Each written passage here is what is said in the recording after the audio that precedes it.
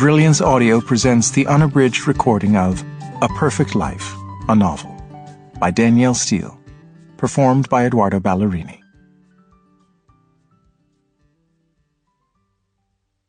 L'amour n'a pas d'âge. Love has no age.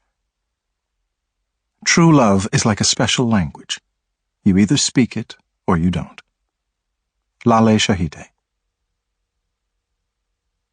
Chapter 1. Crowds of students began congregating outside Royce Hall Auditorium at UCLA 2 hours before Congressman Patrick Olden was scheduled to speak, an hour before they opened the doors. He had been invited by an enterprising professor who taught a class on citizenship and public service, open to juniors and seniors. But once the congressman accepted, he had sent out notices to all political science majors, and the auditorium was expected to be full. They were estimating that 2,000 students would be there. And judging from the number of people waiting for the doors to open, there might even be more. He was a popular congressman, with a liberal voting record dedicated to the underdog, and was known for championing minorities, including women, and sympathetic to the issues of youth and the elderly. And he had 4 kids of his own. He was married to his childhood sweetheart, and everybody loved him. The students were excited to hear him speak that day.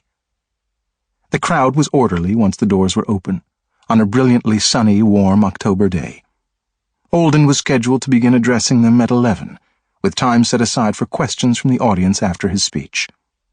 He was scheduled to have lunch with the chancellor afterward and fly back to Washington that afternoon.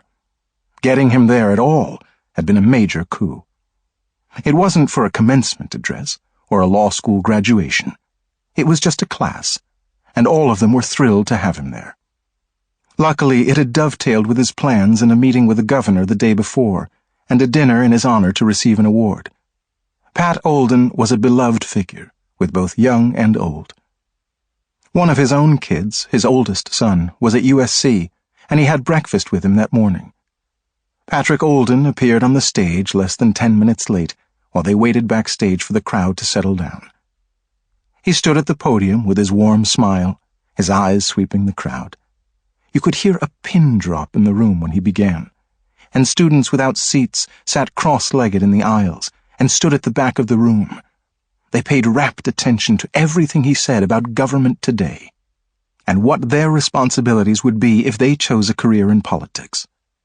He talked about his own college days and explained, Sample complete. Ready to continue?